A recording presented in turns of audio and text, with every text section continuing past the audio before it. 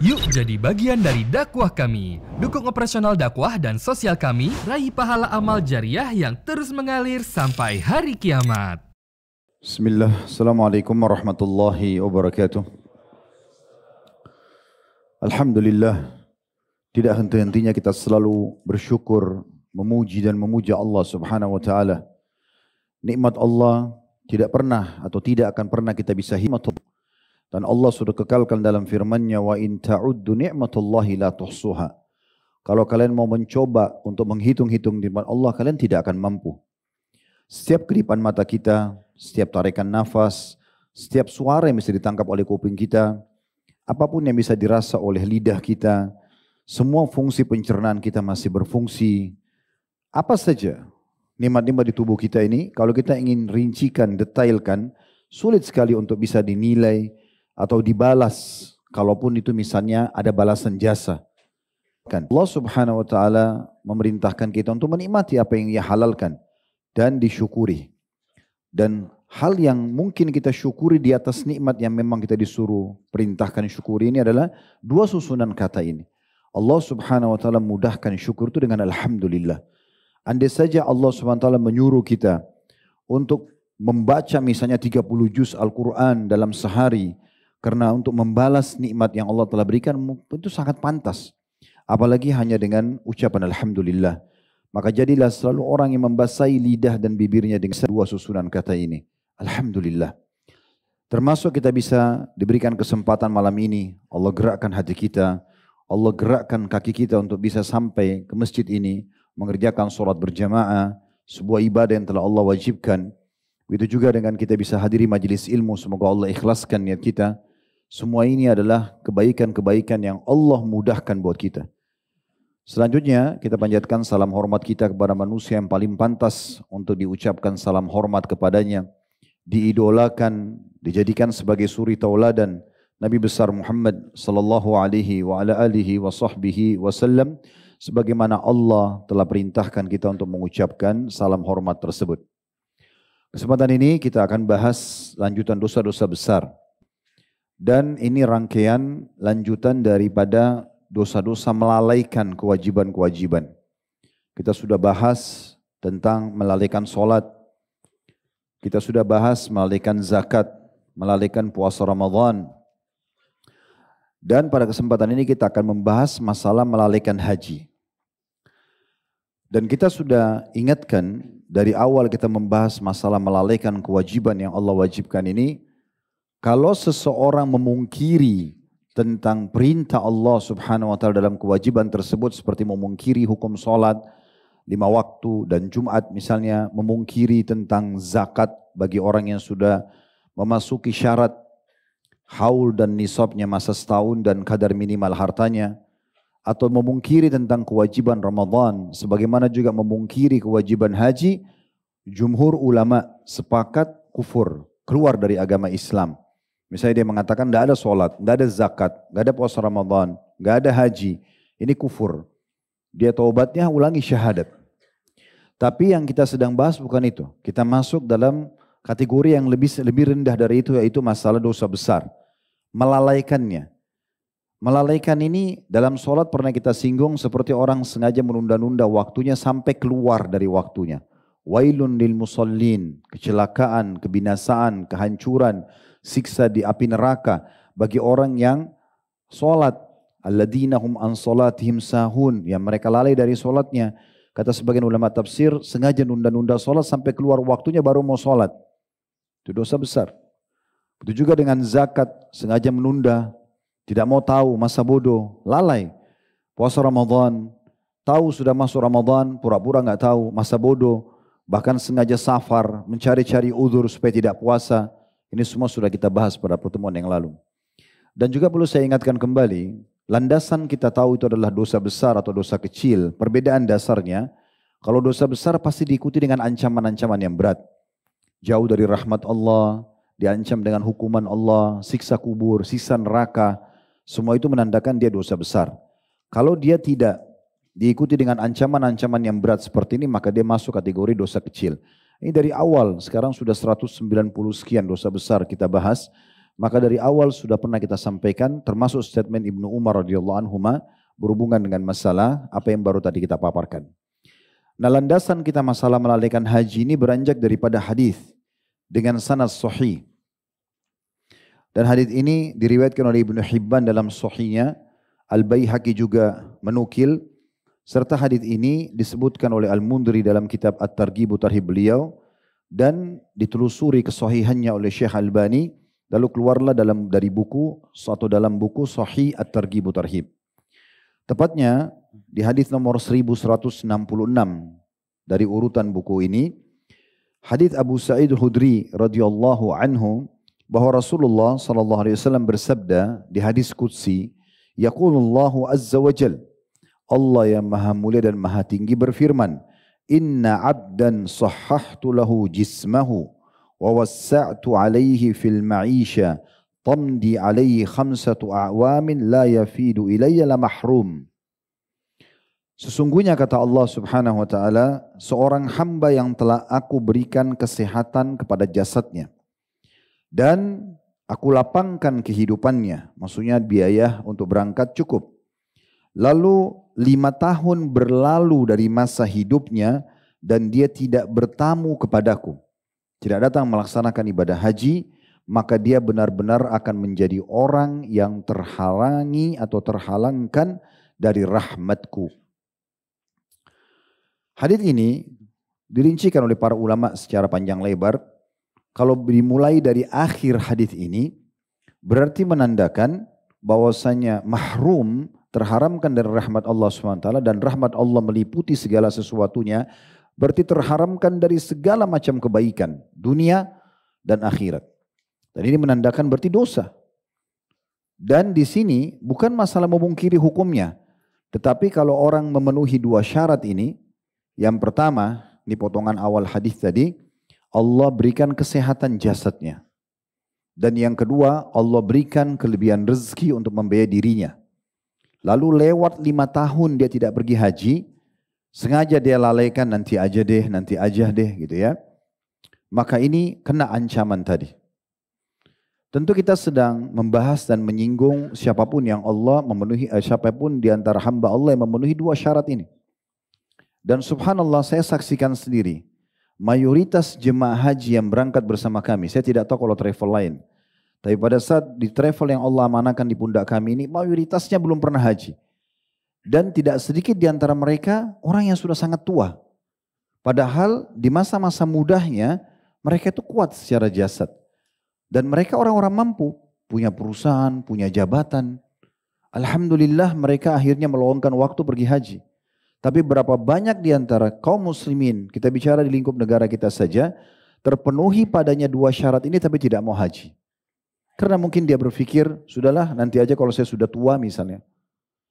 Dan begitu memang buktinya, mereka menunggu, nanti sudah di kursi roda, nanti kalau sudah rabun matanya, sudah lemah fisiknya, akhirnya harus dituntun oleh anak-anaknya, harusnya nanti atau akhirnya dia harus memiliki mutawif atau tour leader sendiri, atau tour guide sendiri yang mendampingi dia di sana. Repot, susah sekali untuk tawaf, susah sekali untuk sa'i, apalagi kalau mau bicara sudah haji secara lengkap, ada jumrah, melontar selama 4 hari dari hari Nahar tanggal 10 Zulhijjah sampai hari terakhir hari tasyrik tanggal 13 Zulhijjah, itu bolak-balik tempat jumrah. Dan berapa banyak kemah-kemah kita, jemaah haji kita terutama yang reguler itu sangat jauh mereka untuk jumrah. Belum mereka juga harus ya jalan ya, di beberapa titik tentunya ya, hadir di Arafah, hadir di Muzdalifah. Dan ini tentu dengan ibadah-ibadah, memperbanyak doa, kadang-kadang kita harus begadang karena mungkin sulit untuk tidur dan seterusnya. Maka semua ini butuh kekuatan fisik. Oleh karena itu teman-teman sekalian, di awal pembukaan ini saya ingin sampaikan 2 peringatan. Yang pertama, bagi yang Allah telah berikan kelebihan, kelapangan rezeki, jasadnya sehat, program pertama dalam hidup Anda adalah menyempurnakan rukun Islam. Kalau sudah sholat, sudah zakat, sudah puasa Ramadan, sempurnakan dengan haji. Karena orang yang mengerjakan dan menyempurnakan rukun Islam, dalam beberapa hadis disebutkan dapat jaminan surga. Ini hadis yang pernah kita sampaikan bagaimana seseorang datang kepada Nabi SAW dari Arab Badui, kemudian dia mendengar ada seorang utusan Nabi SAW datang ke perkampungan mereka di dekat kota Taif. Lalu sekitar perkampungan itu semuanya menolak untuk masuk Islam. Dia pun setelah utusan Nabi SAW pulang ke Madinah, dia penasaran, dia datang sendiri ke Madinah. Dengan penampilan dia yang sangat tradisional, pakaiannya, penampilannya segala macam. Dan ini asing bagi penduduk Madinah. Dia datang lalu kemudian langsung menghadap Nabi SAW dan mengatakan, siapa di antara kalian Muhammad? Karena dia tidak kenal. Kata Nabi SAW, saya. Lalu dia mengatakan, siapa yang mendirikan langit? Meninggikan langit. Kata Nabi SAW, Allah. Siapa yang menancapkan, siapa yang menghamparkan bumi? Kata Nabi SAW, Allah. Siapa yang menancapkan gunung-gunung di atasnya? Kata Nabi SAW, Allah. Lalu orang itu mengatakan, saya bertanya kepadamu, hai Muhammad, atas nama Allah yang meninggikan langit, menghamparkan bumi, menancapkan gunung-gunung, apakah Allah yang mengutus engkau kepada kami sebagai Rasul? Kata Nabi SAW, iya. Lalu mulai dia bertanya lagi hal yang sama, terus dia mengatakan, apakah Allah perintahkan engkau untuk menyampaikan kepada kami salat 5 waktu? Apakah engkau menyampaikan, Allah perintahkan untuk menyampaikan kepada kami mengeluarkan zakat dari harta dari orang kaya kami kepada orang miskin kami? Puasa Ramadan setahun sekali, begitu juga haji yang mampu. Kata Nabi SAW, semua itu dijawab iya. Tentu riwayat ini panjang, saya ringkaskan karena sudah pernah kita sampaikan berulang kali.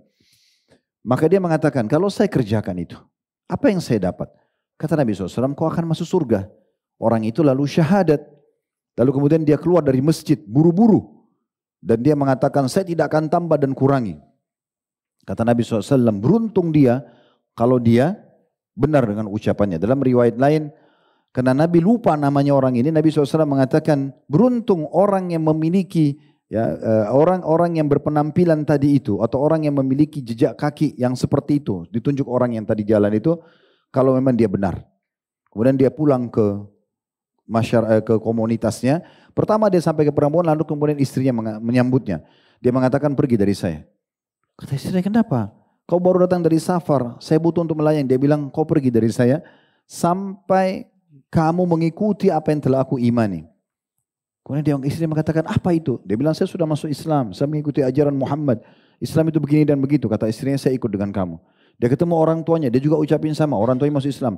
Tidak terbenam matahari di sore hari itu, kecuali satu perkampungan itu semuanya masuk Islam di tangannya. Tapi saksi bahasan, dia menyempurnakan rukun Islam, dijamin surga oleh Nabi SAW. Dan inilah Islam, sebenarnya simple. Masalah yang lain itu tambahannya. Terutama ibadah-ibadah sunnah. Oleh karena itu teman-teman sekalian, yang pertama saya ingin ingatkan bagi yang sudah punya kemampuan, maka kuat jasadnya, terutama masih muda, haji itu butuh orang-orang yang muda, yang sehat, begitu juga dilapangkan rezekinya segera mengerjakan. Yang kedua, bagi teman-teman yang belum memiliki harta, tapi mungkin punya kekuatan fisik, ingat hadis Nabi SAW, innamal a'malu binniyat, semua sesuai dengan niatnya, ini luar biasa dahsyatnya hadis ini. Kalau kita niatkan teman-teman sekalian, saya ingin haji. Walaupun antum mengatakan misalnya antara antum sama Allah dengan tekad yang benar, niat yang tulus, saya ingin haji tahun depan. Lalu antum coba pusatkan doa di situ, selalu berdoa, ya Allah mudahkan, ya Allah mudahkan. Persentase orang yang berangkat haji teman-teman sekalian, kalau kita hitung persentase 100%, 80% itu orang tidak mampu sebenarnya. Bukan orang kaya raya. Mereka orang-orang yang sengaja nabung dan orang yang punya niat tekad yang kuat, Allah mudahkan hajinya. Sedikit sekali orang yang kaya itu. Terbukti mereka banyak sekali ambil paket-paket yang murah, walaupun jauh, mereka harus antri sekian lama bayar, yang penting bisa mampu berangkat. Mereka tidak mampu. Tapi apa yang membuat mereka bisa pergi? Niatnya. Mereka niatkan. Niat itu berarti tekad. Harus kita niatkan. Orang kalau niat ingin mengerjakan sebuah ibadah, Allah mudahkan buat dia. Sebagaimana Allah kalau niat mau buat maksiat, Allah biarkan dia. Orang niat mau zina, orang niat mau membunuh, Allah biarkan. Karena kalau dia buat, Allah sudah sampaikan konsekuensinya, akan kena hukuman misalnya. Kan begitu. Jadi yang tidak mampu jangan selalu bersembunyi teman-teman sekalian di potongan hadis Nabi SAW untuk zakat dan haji. Ini pernah kita singgung di bahasan zakat ya. Zakat bagi yang mampu, haji bagi yang mampu. Ya sudah, saya kan tidak mampu. Selesai. Sedikit kita korek hikmah dari sini. Kalau seandainya ada orang yang bersembunyi di kata ini sambil mengatakan, saya kan tidak mampu, karena itu kan syaratnya bagi orang yang mampu. Terus dia meninggal. Berdosakah? Jawabannya tidak. Kalau memang betul dia masuk dalam kategori tidak mampu ya. maka dia tidak berdosa. Tetapi luput dari dia untuk mendapatkan penyempurnaan rukun Islamnya. Semua orang punya waktu yang sama 24 jam. Semua punya fasilitas yang sama, 2 mata, 2 kuping, 2 tangan, 2 kaki. Kenapa mereka bisa, Anda tidak bisa? Kan begitu poinnya. Kalau misalnya orang-orang kaya itu diberikan waktu 27 jam, kita 24 jam, beda 3 jam. Masuk akal mungkin mereka bisa pakai ekstra. Ini sama waktunya. Sama semuanya. Tapi mereka punya niat, punya tekad, punya keinginan gitu ya. Maka teman-teman jadikan bagi yang mampu ini adalah tanda kutip sebagai tantangan. Kalau saya harus bisa menjadi muzakki, menjadi orang yang keluarkan zakat, yang tadinya mungkin statusnya adalah mustahik, orang yang berhak mendapat terima zakat. Jangan terus-menerus ternina bobokkan dengan saya kan tidak mampu itu terima zakat selesai. Saya masuk ke dalam 8 golongan penerima zakat. Maka orang seperti ini tidak bisa mengubah karena niatnya memang maunya begitu. Ya udah hidup dari zakat aja. Ya udah haji nggak usah dipikirin kan saya tidak mampu. Beda dengan orang yang memang niat selalu berdoa, selalu berusaha. Ya. Berapa banyak orang yang ngomong sama saya sendiri, baik di umroh ataupun haji, Ustadz, saya sebenarnya tidak mampu pada saat ini. Saya mau berangkat kemarin tidak mampu. Saya mau umroh Ramadan. Ada satu orang yang terkenal di Malaysia ketemu saya waktu itu di salah satu hotel di akhir Ramadan. Dia mengatakan, oh Ustadz Khalid itu salaman nama saya. Mungkin antum tidak kenal tapi saya sering dengar ceramah, dia bilang di YouTube. Oh ya, Masya Allah, ahlan wassalam, selamat, salam kenal. Terus dia bilang, saya mau sampaikan satu hal. Saya sebelum berangkat umroh Ramadan ini, dia bilang. Kebetulan ada istri sama ada anak-anaknya berapa orang. Saya nggak pegang uang. Tapi karena keinginan sekali ingin meraih pahala umroh Ramadan sama dengan haji bersama Nabi. Saya terus bertekad. Saya dengar ceramah antum kata, ayo niatkan. Ayo mohon kepada Allah. Allah itu maha pemurah. Saya amalkan dalam beberapa bulan saja. Entah dari mana rezeki itu datang dan saya bisa berangkat sekeluarga. Jazakallahu khair. Ngomong gitu. Orang niat teman-teman sekalian. Orang kalau niat, orang niat mau taubat, mau lebih berkembang, mau ini dan itu Allah kasih sesuai dengan niatnya. Tapi kita ikuti itu dengan doa, dengan ikhtiar gitu ya. Dan juga perlu digarisbawahi, bagi yang mampu ini, kategorinya mampu harta itu, baik harta dia sendiri atau harta dari orang lain. Ini juga soalnya pernah terjadi kasus ya. Ada orang ditawarkan haji oleh keluarganya. Udah saya biayai kamu pergi haji aja. Tapi dia tolak, dia nggak mau. Ini juga unik, kenapa dia nggak mau? Sekarang uang itu sudah ada, fisiknya dia sehat, dia masuk kategori wajib. Malah bisa jadi dosa kalau dia tolak. Kenapa ditolak? Orang tawarin umrah, tawarin haji. Banyak sekali tuh ya. Beberapa kasus terjadi dan disampaikan kepada kami. Ini juga agak unik. Kalau ada yang tawarkan umrah haji, iyakan, segera berangkat. Ya, panggil seruan itu. Bahkan umroh saja yang hukumnya khilaf di antara ulama. Ada yang mengatakan wajib, ada yang mengatakan sunnah. Dalam pendapat yang mengatakan wajib pun, mengatakan sunnah pun umroh itu, kecuali yang pertama, ya, yang selanjutnya sunnah. Ada juga yang mengatakan dari awal umroh itu sunnah. Tapi Ibnu Abbas radhiyallahu anhu berpendapat umroh itu wajib bagi yang pertama. Karena Allah menyatukan dalam firman-Nya wa atimul hajja wal umrata lillah. Sempurnakan haji dan umroh untuk Allah. Kata Ibnu Abbas, kalau umroh tidak wajib sebagaimana haji, maka Allah tidak akan menyatukannya dengan haji. Maka teman-teman sekalian, kalau ada penawaran umroh, pergi. Kenapa tidak? Gitu kan? Lakukan itu. Bahkan ada yang pernah tanya sama saya, berapa kali itu ya, Ustaz, saya punya uang. Saya mulai modal usaha dulu atau saya umroh dulu? Saya katakan umroh dulu. Gak masalah. Lakukan umroh dulu. Nanti depan Ka'bah bisa sujud, bisa berdoa. Waktu-waktu mustajab banyak. Apalagi depan Ka'bah, gitu kan. Lagi tawaf, lagi sa'i, itu luar biasa. Saya punya pengalaman seorang jemaah haji datang ke saya waktu sarapan pagi beberapa tahun yang lalu. Lalu dia bilang, Ustaz, saya mau cerita pengalaman saya. Baik, silakan. Terus dia bilang, saya ini dulu gak punya apa-apa. Saya waktu itu pernah punya uang pas pilihannya umrah atau mulai usaha. Maka saya bingung ini, pilih yang mana? Tiba-tiba saya dapat potongan ceramah antum, umroh aja. Maka sudah saya bertekad, udah umroh, kejar keutamaannya. Dan coba saya perbanyak doa lagi umroh segala macam. Subhanallah, saya minta dibukain pintu rezeki segala macam. Waktu itu umroh furoda, angkanya sangat tinggi kalau umroh furoda. Karena harus Bapak bisa langsung berangkat tahun itu. Ratusan juta, 400-500 juta, banyak, mahal sekali. Gitu kan. Dia bilang, sekarang saya berangkat ini Ustaz. Dan setelah pulang umroh beberapa waktu yang lalu dan saya berdoa terus Allah bukain pintu rezeki. Saya tiba-tiba dapat sebuah pintu ekspor impor. dari luar negeri, kemudian termudahkan dan banyak punya pendapatan. Sekarang Ustaz, pendapatan saya per harinya itu bisa membiayai haji ini. Per harinya Allah SWT bukain karena doa pada saat umroh itu. Jadi memang ini luar biasa manfaatnya, jangan selalu disia-siakan gitu kan. Jadi dari sekarang bertekad, berdoa, memohon kepada Allah Subhanahu wa taala agar bisa dilakukan itu. Baik, kita akan coba lengkapkan bahasan kita ini dengan menyebutkan dan mengingatkan kembali masalah keutamaan-keutamaan yang bisa didapatkan. Yang pertama teman-teman sekalian, haji termasuk amal yang paling afdal setelah iman kepada Allah Subhanahu wa taala dan jihad di jalan Allah. Dalam sebuah hadis yang sahih diriwayatkan oleh Bukhari Muslim. Abu Hurairah, dari hadis Abu Hurairah radhiyallahu anhu, beliau mengatakan, "Su'ila Rasulullah sallallahu alaihi wasallam ayyul amali afdal?"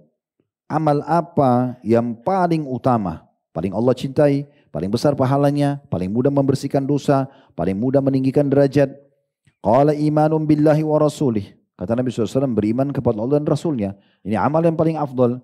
Landasan utamanya ini dulu, beriman tentang beradaan Allah dan juga tentang risalah Nabi Muhammad SAW. Qila, thumma madha? Ditanya lagi kepada Nabi SAW, lalu apa setelah itu? Qala al-jihadu bisabilillah.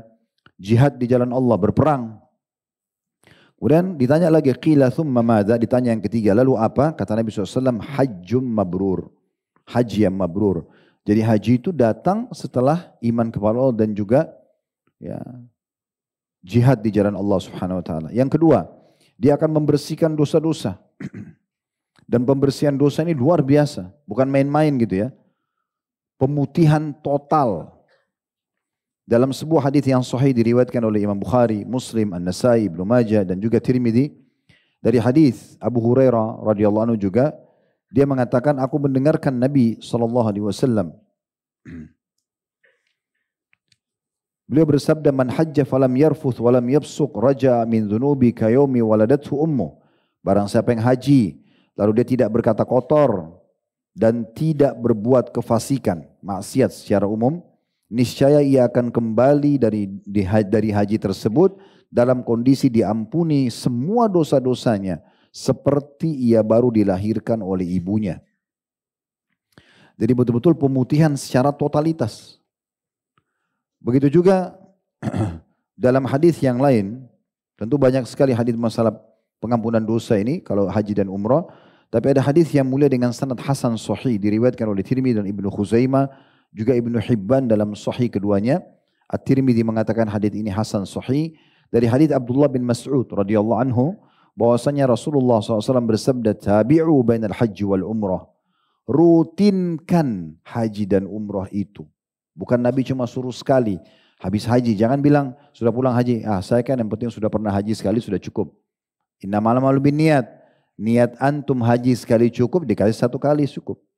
Mau niat haji tiap tahun, Allah kasih antum tiap tahun. Umrah saya sudah umrah tahun ini sudah cukup sekali. Ya udah niatnya begitu. Berapa banyak jemaah praktekin? Enggak, saya mau insya Allah setiap bulan umrah. Dimudahkan benar setiap bulan umrah, gitu kan? Saya dulu waktu belum punya travel, Allah amanahkan ini, saya cuma enak ya. Saya bilang sama istri saya, enak benar orang kalau punya travel bisa bolak-balik ke Mekah, Madinah. Ya mudah-mudahan satu waktu Allah mudahin buat kita. Dikasih sama Allah. Niatnya begitu kan. Jadi sebenarnya tergantung kita bagaimana order nih, niat sama Allah SWT. Dan jangan nanggung-nanggung, Allah itu maha kaya. Minta sesuatu yang besar, kata Nabi SAW kepada para sahabat. Mintalah sesuatu yang besar dari zat yang maha besar. Dan jangan pernah menganggap permintaan kalian itu besar. Kecil sekali di sisi Allah Subhanahu wa ta'ala. Kalau seandainya, dalam sebuah hadis Bukhari dikatakan, kata Allah SWT, kalau seandainya kalian semua jin dan manusia, awal dan akhir berkumpul di sebuah lembah, semuanya minta hajatnya dan aku berikan, tidak akan mengurangi sedikitpun dari kekayaanku. Kecuali seperti telunjuk jari dimasukkan ke dalam lautan lalu diangkat. Allah maha kaya. Minta sesuatu yang di luar akal manusia kalau perlu selama tidak bentrok dengan hukum Allah Subhanahu wa ta'ala, sunnatullah. Asal antum jangan minta tidak suka malam, ya Allah hilangkan malam. Itu enggak mungkin sunnatullah. Laki-laki ada yang enggak suka perempuan, ya Allah hilangkan perempuan, itu enggak mungkin. Sunnatullah. Tapi selama minta hanya karena belum punya anak, mohon terus sama Allah SWT. Belum dikasih harta, minta menjadi orang paling kaya, enggak masalah. Minta menjadi orang yang paling pintar, minta menjadi orang yang paling sukses, minta. Sesuatu itu masih terbuka sekali. Innamal a'malu binniyat. Niat antum mau jadi orang paling pintar, Allah kasih. Mau jadi paling kaya, Allah kasih. Mau jadi paling soleh, Allah kasih. Minta. Masalahnya kita tidak minta. Kan gitu. Kita tidak minta. Nah itu penting. Kata Nabi SAW, rutinkan haji dan umrah. Dari haji ke haji, dari umrah ke umrah, dari umrah ke haji, dari haji ke umrah. Terus ulang-ulangi. Kenapa sebabnya? Kata Nabi SAW, fa'innahuma. Karena keduanya ini, haji dan umrah, yang fianil faqmu wa dhunub, mengikis habis semua kefakiran. Miskin ini hilang dengan haji dan umrah, mengikis habis kefakiran dan semua dosa-dosa. Kama yanfil kiru khabathal hadidi wal zahabi wal fiddah. Sebagaimana buapan api, jadi kalau orang pandai besi itu biasa mau membersihkan dari karat, dari besi, dari emas, dari perak, dia punya semprotan pakai api. Nah buapannya itu menghilangkan karat-karat, begitulah umroh dan haji mengikis habis. Sampai emas, perak, besi itu hilang karatnya seperti itu. Berarti bersih benar-benar kemiskinan kita, bersih benar-benar dosa-dosa kita karena rutin mengerjakan dua ibadah ini. Ini kan luar biasa. Sangat luar biasa juga kalau seandainya ada orang tidak tersentuh hatinya, tidak mulai sekarang memanjatkan doa, tidak mulai ikhtiar untuk ini. Ini besar sekali keutamaannya. Dikatakan saya ulangi, rutinkan haji dan umrah. Karena keduanya benar-benar mengikis habis kefakiran. Ini masuk dalam kesusahan hidup. Dan dosa-dosa sebagaimana buapan besi menghilangkan karat dari besi, emas dan perak. Walaysa lil hajjatil mabrurati thawabun illal jannah. Dan tidak ada balasannya haji yang mabrur mengikuti syarat dan juga ketentuannya kecuali surga. Dapat tiket VIP ke surga. Apalagi di masa sekarang, pesawatnya enak, tinggal di hotel enak, kemahnya pakai AC, busnya ber-AC. Terus di sana makan, minum, tidur, ibadah saja, pulang dapat tiket surga. Itu kan luar biasa. Di dalam hadis yang lain, ini keutamaan yang ketiga, bahwasanya dia akan menjamin atau mendapat jaminan surga. Sebagaimana sabda Nabi SAW dalam hadis sahih riwayat Imam Malik, Bukhari, Muslim, Tirmidzi, An-Nasai dan juga Ibnu Majah. Dari hadis masih sama Abu Hurairah radhiyallahu anhu bahwasanya Rasulullah SAW bersabda, "Al-umratu ila al-umrati kafaratun lima bainahuma." Umrah dan umrah setelahnya pembersihan dosa di antara keduanya. Wal hajjul mabrur laisa lahu jazaa'un illal jannah. Dan haji yang mabrur tidak ada balasannya kecuali surga. Tentu juga masalah haji ini tentu kalau kita ingin sebutkan keutamanya banyak sekali. Tapi kita masuk kepada keutamaan selanjutnya. Ini yang keempat ya. Bahwasanya dia bisa setara dengan jihad. Dan memudahkan mendapatkan pahala jihad bagi orang yang pengecut, orang yang lemah. Kenapa kita bilang pengecut? Nanti kita dengarkan riwayatnya. Takut pergi berperang gitu kan. Bagi orang pengecut, bagi orang yang lemah secara fisik, bagi perempuan. Semua itu kalau mereka kerjakan ibadah haji, golongan ini itu dianggap seperti sudah berjihad atau pahala jihad. Dengarkan hadisnya, hadis sahih. Diriwayatkan oleh Tabarani dalam Mu'jamil Kabir dan Mu'jamil Awsat. Dan semua perawinya thiqah kata Syekh Albani. Dan juga diriwayatkan oleh Abdul Razzaq. Dari hadis Al-Husain bin Ali radhiyallahu anhu, dia mengatakan, Ja'a rajulun ila Nabi SAW faqal inni jaban. Bahwasanya seseorang telah datang kepada Nabi SAW dan mengatakan, sesungguhnya aku ini orang penakut, pengecut. Ya. Gak berani berperang. Wa inni dhaif. Saya pun lemah secara fisik. Faqala, karena orang ini bicara tentang masalah jihad. Dia nggak mampu untuk pergi berperang. Masih takut sama musuh. Takut lihat darah. Apa yang harus dilakukan nih? Kata Nabi SAW, halumma ila jihadin la syawkata fi al-hajj. Segeralah ya, melakukan jihad yang tidak ada duri padanya. Tidak ada tumpah darah, tidak ada peperangan. Yaitu haji. Yaitu ibadah haji.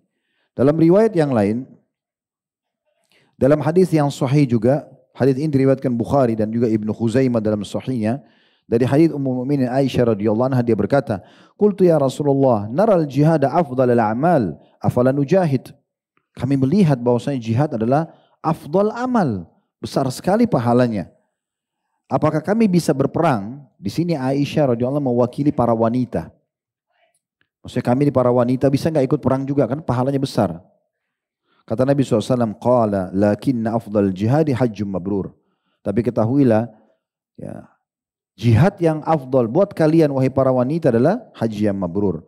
Dalam riwayat yang lain, dan ini lafaz Ibnu Khuzaimah yang sekarang saya akan bacakan, Qultu ya Rasulullah, kata Aisyah radhiyallahu anha, beliau mengatakan, wahai utusan Allah, hal 'alan nisa'i min jihad? Apakah para wanita juga berperang? Qala alaihinna jihadun la qitala fi al-hajj wal umrah. Mereka boleh berjihad yang tidak ada peperangan dalamnya, yaitu haji dan umrah. Itu dianggap sebagai jihad. Ini luar biasa keutamanya, berkumpul sekaligus dua ibadah. Pertanyaan sederhana, apakah berarti kalau orang kaya, orang mampu, laki-laki kuat secara fisik pergi haji, dia juga dapat keutamaan? Tentu saja dapat. Artinya dia akan dapat tetap keutamaan seperti orang yang berjihad. Walaupun tadi disebutkan untuk wanita, memudahkan mereka atau orang tua. Dalam riwayat yang lain dengan sanad hasan li ghairihi, menjadi hasan derajatnya karena dikuatkan dengan riwayat ini diriwayatkan oleh An-Nasa'i. Dari hadits Abu Hurairah juga radhiyallahu anhu bahwasanya Nabi SAW bersabda, jihadul kabiri wal dhaifi wal mar'ati al-hajj wal umrah.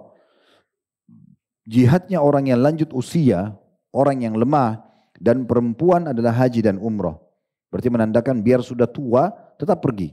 Ya, pergi saja sana. Nanti kalau ada yang tanya, bagaimana Ustaz kalau ajalnya datang? Luar biasa keutamaannya. Luar biasa. Orang kalau sempat meninggal dalam kondisi dia berihram, itu luar biasa. Semua pahalanya itu, haji akan berjalan sampai hari kiamat untuk dia. Dengarkan riwayatnya. Bagaimana disebutkan dalam hadis Nabi alaihi salatu wassalam.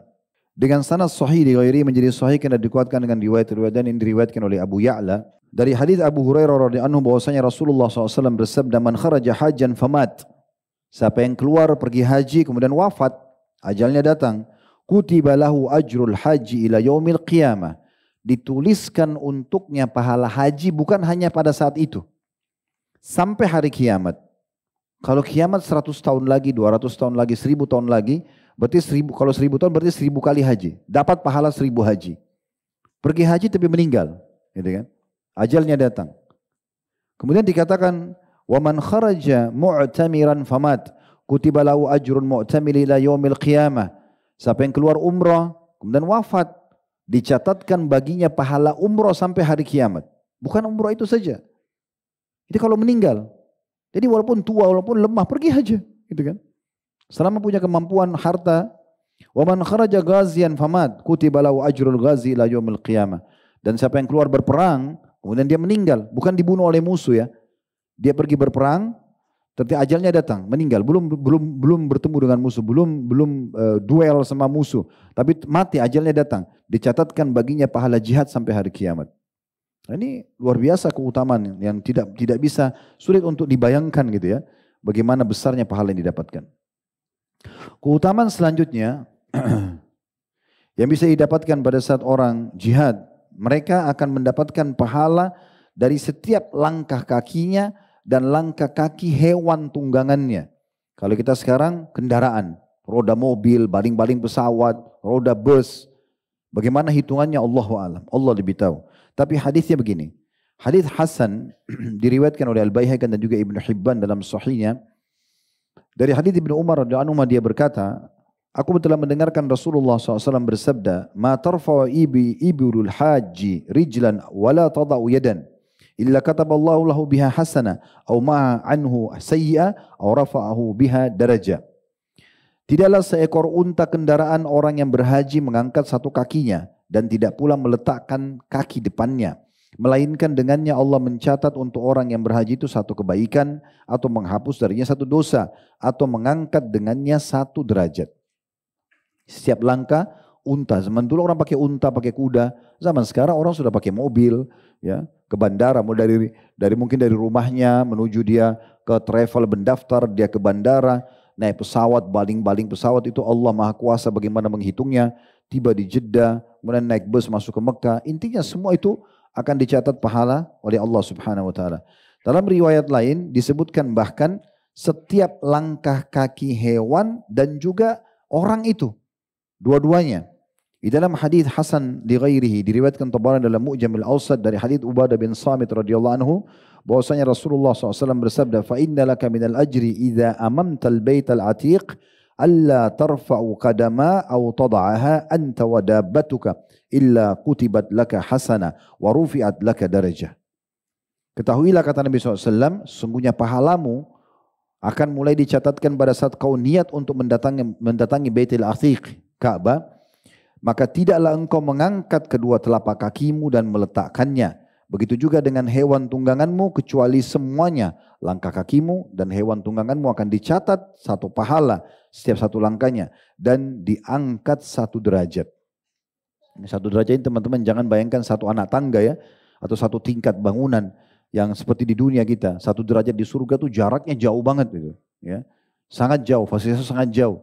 Jadi ini sudah cukup. Berapa banyak langkah-langkah yang kita lakukan, mulai dari kita menuju ke travel, menuju ke bandara, jalan, ya, menuju ke Mekah, kemudian jalan masuk ke Masjidil Haram dan melalui mengerjakan tawaf, sa'i, kemudian juga kita mungkin di Mina, di Arafah, Muzdalifah, ini luar biasa pahalanya. Ya.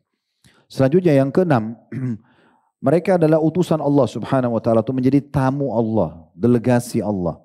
Sebagaimana hadis hasan di ghairihi menjadi hasan karena dikuatkan dengan riwayat ini diriwayatkan oleh Al-Bazzar dan semua perawinya thiqah kata Syekh Albani. Dari hadis Jabir radhiyallahu anhu, ia berkata bahwasanya Rasulullah SAW bersabda, Al-hujjaj wal-ummar wafdullah, da'ahum fa'ajabu wa sa'aluhu fa'atahum.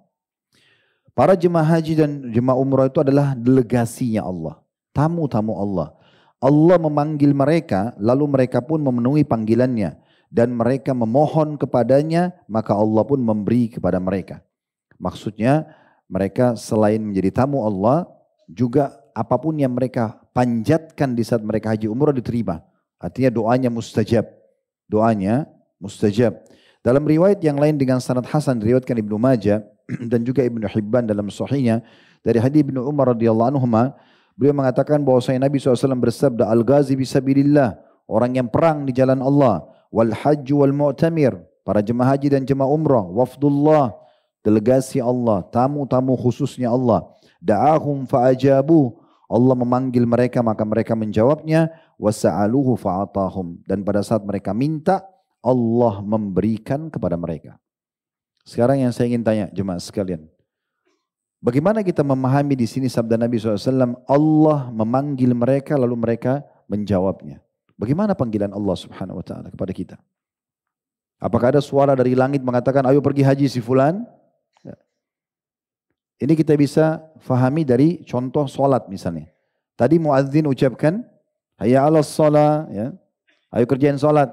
Hayya 'alal falah, ayo menuju pada kemenangan. Ini adalah panggilan Allah Subhanahu wa taala. Bukan muadzin. Muadzin itu cuma menjalankan tugas.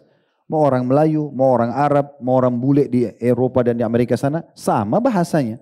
Hayya 'alas shalah. Yang syariatkan itu siapa? Allah. Itu berarti panggilan Allah untuk kita sholat. Bukan muadzin. Kalau antum faham ini dari lubuk hati, setiap dengar azan kita akan gemetar teman-teman kalau nggak sholat. Karena bukan muadzin yang panggil, Allah sedang panggil kita. Beruntunglah orang melangkah menuju ke masjid, Allah janjikan setiap langkah kakinya 1 pahala, dihapus 1 dosa, diangkat 1 derajat, luar biasa, banyak keutamannya. Dijanjikan istana di surga, oh banyak banget. Mungkin itu di bab sholat panjang kalau kita ingin bahas. Tapi saya ingin titik beratkan, inilah yang dimaksud dengan Allah memanggil dan menyeru. Semua dalam syariat Allah Subhanahu wa taala yang memerintahkan orang beriman mengerjakan satu perbuatan untuk zakat, untuk puasa Ramadan, itu namanya Allah menyeru. Allah memanggil mereka untuk mengerjakannya. Nah seperti itu. Nah kalau alam haji dan umrah seperti apa? Pada saat antum dapat brosur, antum dapat informasi umrah dan haji di grup keluarga, di status, ada tetangga pulang ceritakan pengalaman umrah hajinya. Ini semua sama saja. Informasi sampai ke antum dari Allah Subhanahu wa taala. Itu namanya Allah panggil. Kalau tiba-tiba dia tergerak hatinya, udah saya mau pergi deh. Ya ini Allah lagi panggil saya, tergerak hatinya lalu dia pergi. Itu luar biasa. Itu yang dimaksudkan di sini. Maka dia langsung dicatat sebagai delegasi Allah. Bayangkan teman-teman kalau kita menjadi delegasi seorang presiden atau raja. Betapa bangganya kita dengan pakaian khusus kita, dengan mobil khusus dan segala macam. Ini menjadi delegasinya Allah. Sang raja yang sebenarnya penguasa alam semesta. Lalu tidak bangga? Paling tidak seperti mana saya katakan di mukadimah kita. Mohon teman-teman sekalian, minta. Minta kalau perlu, ya Allah berikan saya travel, berikan saya supaya haji tiap tahun, berikan mudahkan saya umrah berulang-ulang. Kalau perlu tutup ajal saya di sana. Sementara lagi berihram, bisa Allah kasih. Apa saja minta selama tidak bentrok dengan sunnatullah. Nah itu penting sekali untuk digarisbawahi teman-teman sekalian. Jadi cara memahaminya bahwasanya Allah Subhanahu wa taala memanggil dengan seperti itu. Kemudian selanjutnya yang ketujuh adalah melimpahnya pahala yang didapatkan bagi orang yang sedang haji. Ya, ini luar biasa ini. Hadis dengan sanad hasan di ghairi menjadi hasan karena dikuatkan riwayat lain, dan ini hadis teman-teman sekalian diriwayatkan oleh Ibnu Hibban dalam sahihnya.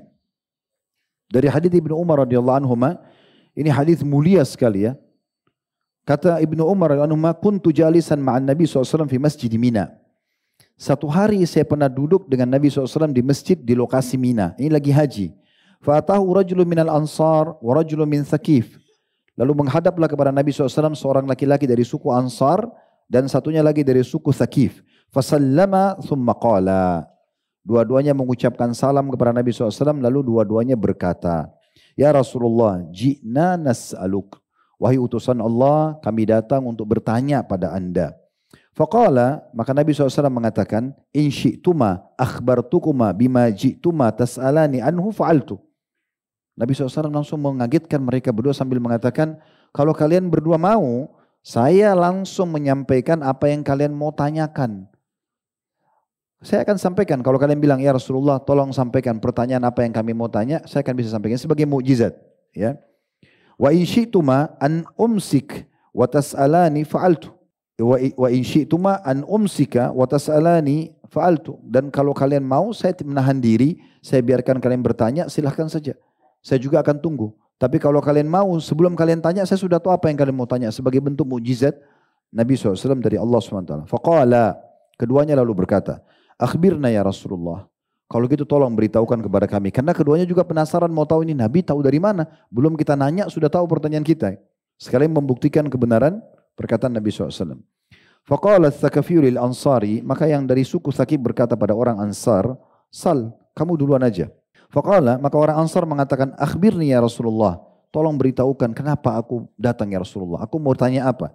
Faqala, kata Nabi SAW, ji'tani tas'alni atau tas'aluni, ji'tani tas'aluni am makhrajika min baitika ta'ummul baital haram wa ma laka fi.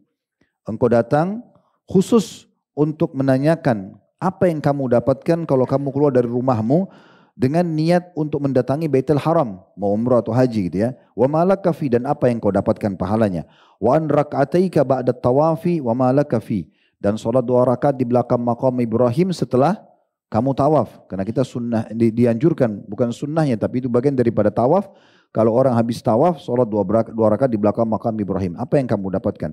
Wa an tawafika bainas Safa wal Marwa wa ma laka fi, dan tentang kamu jalan antara Safa dan Marwah dan apa yang kamu dapatkan. Wa nukufika asyiyata Arafah wa ma laka fi, dan pada saat kamu hadir wukuf di tanggal 9 Zulhijjah di Arafah, apa yang kamu dapatkan. Wa rammikal jimar wa ma laka fi, dan pada saat kamu melontar jumrah di Mina dan apa yang kamu dapatkan. Wa nahrika wa ma laka fi, begitu juga dengan berkurbanmu dan apa yang kamu dapatkan. Ma'al ifadah, begitu juga dengan tawaf ifadah, tentu rangkaian juga dengan mencukur rambutnya dan seterusnya.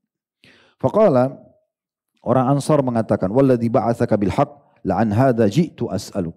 Demi zat yang telah mengutus anda dengan benar, betul-betul itu yang menyebabkan saya datang dan saya mau bertanya. Enggak meleset apa yang anda sampaikan, itu yang saya mau tanya. Berarti benar ini penyampaian Nabi SAW dan mukjizat gitu kan. Qala fa innaka idza kharajta min baitika ta'ummul baital haram. Ketahuilah kalau kau keluar dari rumahmu ingin datang ke Baitul Haram, la tada'u naqatuka khuffan wa la tarfa'u illa kataballahu laka bihi hasana. Tidaklah kamu keluar dari rumahmu dan engkau letakkan telapak kakimu dan kau angkat dan kau letakkan, begitu juga dengan hewan tungganganmu, kecuali Allah akan catatkan 1 pahala setiap langkahnya. Wa maha angka khati'ah, dan dihapuskan darimu 1 dosa. Wa amma rak'ataka ba'da tawafi ka itki raqabati min bani Ismail. Kalau tentang kamu salat 2 rakaat di belakang maqam Ibrahim, ini sunnahnya membaca rakaat pertama setelah Al-Fatihah Al-Ikhlas, Al-Kafirun, rakaat pertama Al-Fatihah sama Al-Kafirun, rakaat kedua Al-Fatihah sama Al-Ikhlas. Ini cuma 3-4 menit. Pahalanya kata Nabi SAW sama dengan engkau membebaskan seorang budak dari anak Ismail. Wa amma tawafuka bis Safa wal Marwa ka itki 70 raqabah.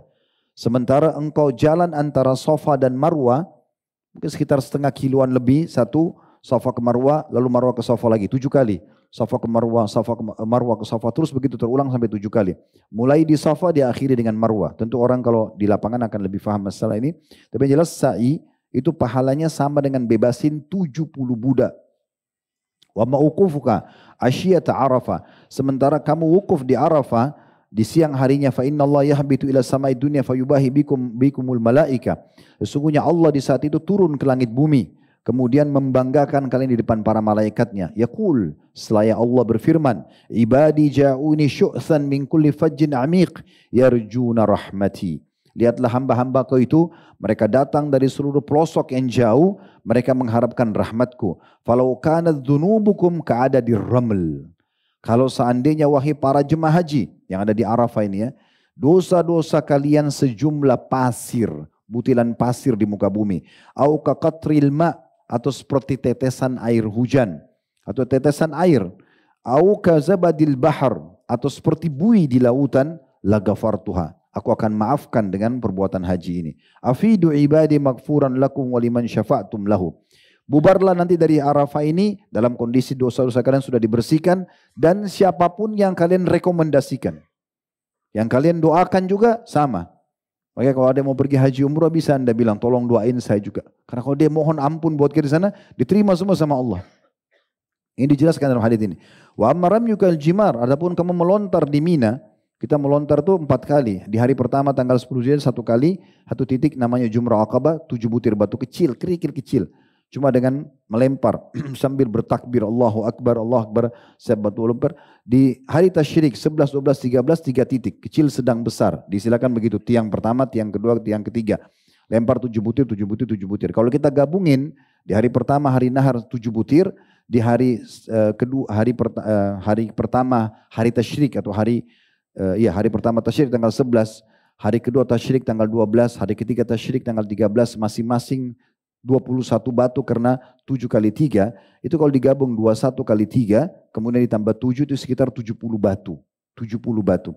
Kita lempar ya. Apa kata Nabi SAW?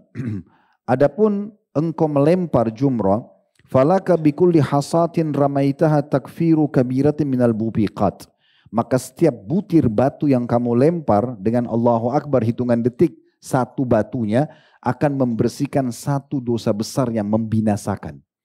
Ini luar biasa nih, berarti 70 dosa besar bersih dengan haji. Makanya dapat tiket ke surga, makanya bersih seperti baru dilahirkan oleh ibunya. Ini luar biasa.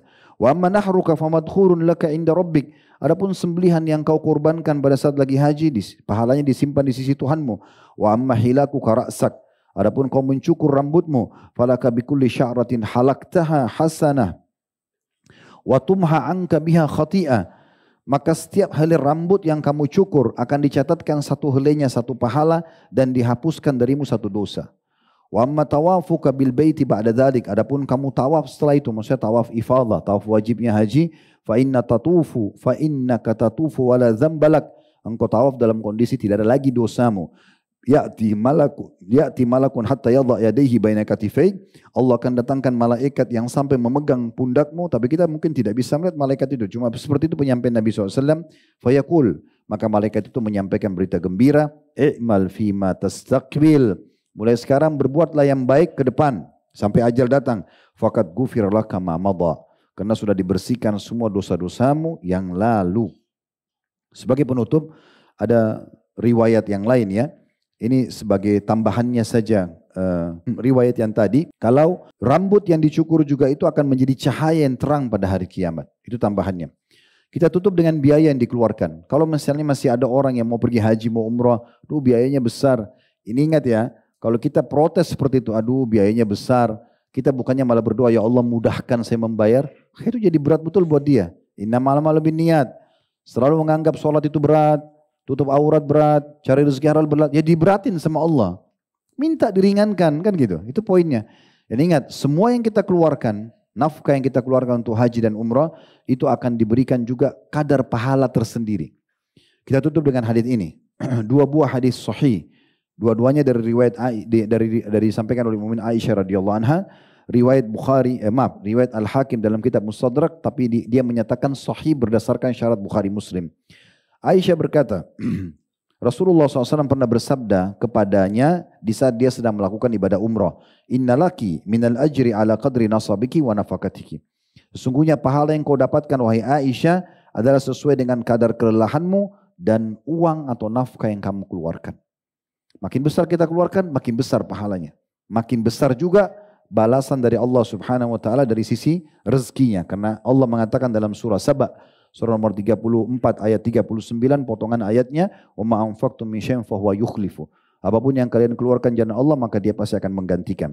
Dalam riwayat yang lain disebutkan Nabi SAW mengatakan kepada Aisyah, innama ajruki fi umratiki ala qadri nafakatiki. Sesungguhnya pahalamu yang kamu dapatkan dalam umrahmu adalah sesuai dengan kadar nafkah yang kamu keluarkan.